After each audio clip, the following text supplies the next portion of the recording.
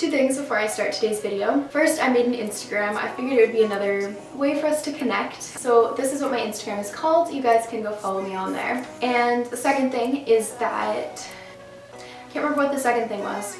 Okay, yeah, I can't remember. So let's get started with the video. Today I'm going to be talking to you guys about how to stop binging.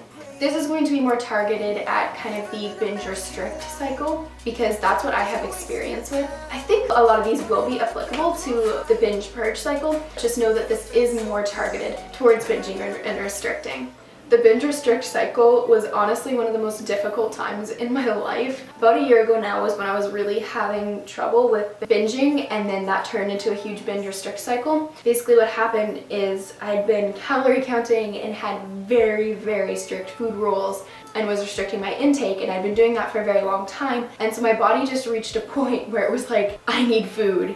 So I started getting really terrible binge urges and I started having massive binges. I would binge and just be unable to stop it and just be totally out of control, and then afterwards just feel so terrible and just hate myself so much. And so I tried to compensate by restricting, and so I got into a huge binge restrict cycle where I would restrict a bunch and then binge, restrict a bunch and then binge, and it was horrible. I wasn't able to break that cycle by myself. I was too stuck in it and I couldn't stop, and it was scary. I was literally weight restoring myself before I went to treatment because I couldn't stop binging. But the reason that I was binging is because my body needed that food. That was honestly what drove me to go to treatment, because when I was restricting, I felt like I was in control. I felt like I was doing well and in control of my eating disorder and doing good, and I didn't see how out of control my eating disorder was until it flipped to binging and I couldn't control it, and I wanted so badly to get out and so badly to stop, but I couldn't. And so that's what actually drove me to go to treatment. Now that I've been graduated for 5 months, there's been challenges with binging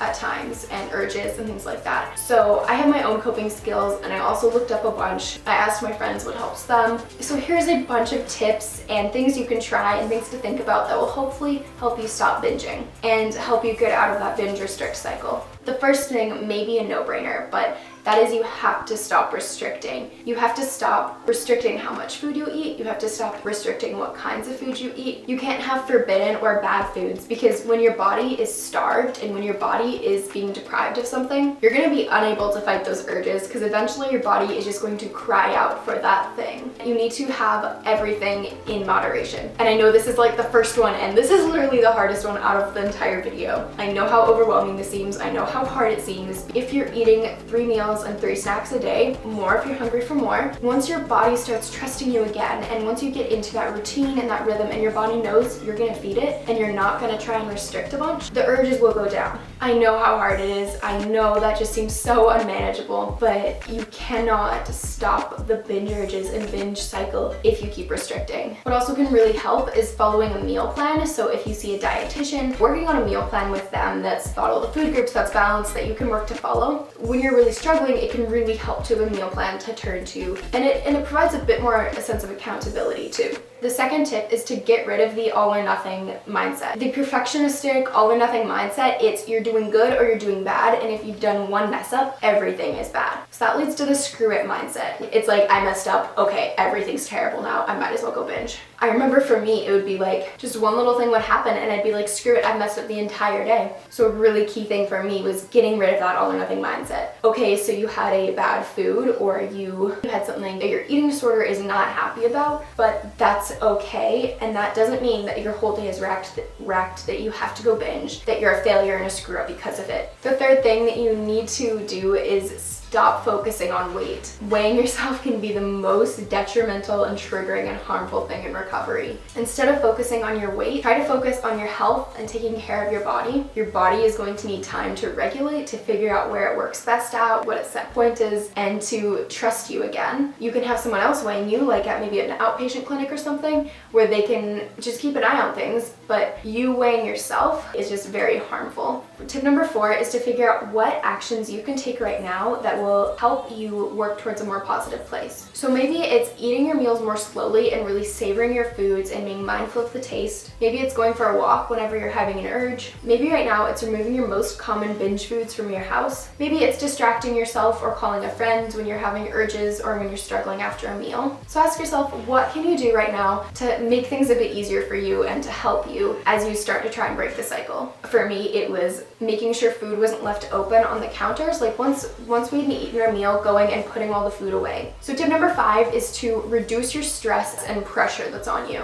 Your eating disorder, or binging in this case, is a way to cope with things, and it's probably one of the first things that you'll turn to when you're feeling stressed and overwhelmed and if you're under a lot of pressure. Maybe you need to drop a class at school. Maybe you need to step down a level on your sports team. Maybe you need to tell some people no and just take more time for yourself. Or maybe you need to do some more self-care. I saw this amazing article the other day and it was 101 ideas for self-care, and I just thought it was amazing. So I will have that linked, because self-care and taking time for yourself is so important and can definitely help reduce the stress that you're feeling. Step number 6 is to learn what triggers you. For me, obviously, the biggest thing was restricting. Restricting would trigger the binges. In terms of emotions, feeling sad and feeling inadequate really triggered binges, as well as feeling overwhelmed and stressed. And there was also certain people for me that really triggered me to binge. So what moods, feelings, emotions, or interactions trigger you? Try and identify the trigger and then fix that trigger in a different way as opposed to binging. Try and stop that before it leads to a binge. So if I'm feeling really sad and that would trigger me to binge, I would do self-care, or I'd go for a walk, or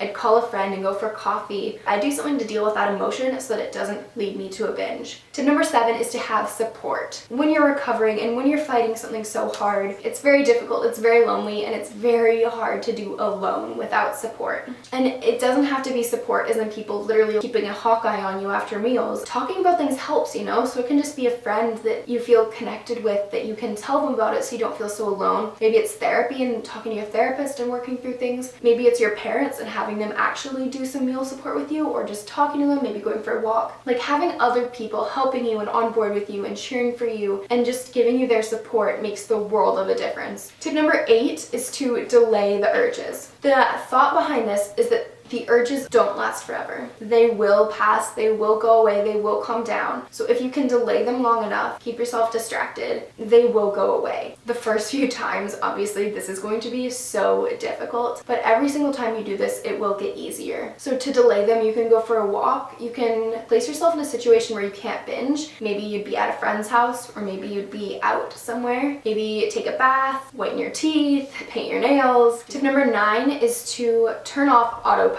Once, for me, whenever I started binging, I just went to autopilot and I just kept going with the binge. Really try and see binging not as just one decision, just deciding to binge or to not binge. Try and view binging as a series of decisions. View every single bite as a decision. Do I want to take this bite or do I not want to? Not just, okay, I've decided to binge while I'm binging. That really shuts off the autopilot, keeps your mind engaged, and keeps you thinking like, do I want this? And again, that helps take away that all or nothing. Well, I've decided to binge, now I'm binging. It breaks it down more and hopefully will help you stop your binge earlier if you've already started. Tip number 10 may also be really difficult, but that is to not push back against the binge urges. This is the kind of whole riding the wave, recognizing the urges, like being super mindful about it, and then try your best to just sit back and ride it out. Try and separate yourself from the urge and just like feel it, but don't act on it. Just let it pass, just ride it out and tell yourself this will pass, it will pass, it will pass. There's this quote that describes this perfectly and I just love it and think it's super brilliant, so I will put that on the screen right now.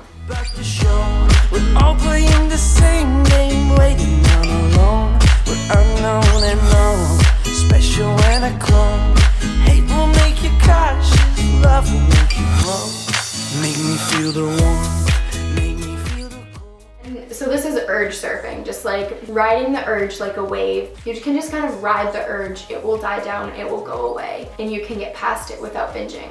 Tip number 11 is to celebrate your victories and not dwell on your setbacks. When you're in binging and binging restricting recovery and you're fighting back against it, it's not going to go perfectly. There's setbacks, you'll move forward, you'll go back, you'll have 2 steps forward, 1 step back. And so this is just, don't dwell on those setbacks. Celebrate your victories. How I like to look at it is just try and focus on doing better than you did yesterday. So if you binge X amount of times in one day, try and binge 1 time less the next day. Don't try and go from binging a bunch a day to not binging at all. That's just not realistic, and it will take time. So try and just do better than you did yesterday. Just set small goals and celebrate your victories. Like, treat yourself, go buy yourself something, do self-care, because it's hard work, and the fact that you've done better and you've had a victory is awesome. It's okay to mess up. It's part of the process. It happens to everybody, and it doesn't mean that you failed or that you should quit or go back to how things were or that you're weak. Try and really be kind to yourself when it comes to working against these binge urges and recovery. Your goal might not even be right now to binge less. It might be to try and turn off autopilot just once. It might be to not weigh yourself for 1 day. It might be to delay the urge for 20 minutes. It might be to delay the urge for 10 minutes. Like, start small, start with what's manageable. There's no quick fix to this. It's gonna take time and work, but you know, it's totally doable. You can do it. The last tip number 12, I don't know if this is a tip, but I just wanted to talk about coming back after a binge, because like I said, there will be setbacks. So what do you do in that situation? The first thing is just forgive yourself. You know, like, it happened, it sucks,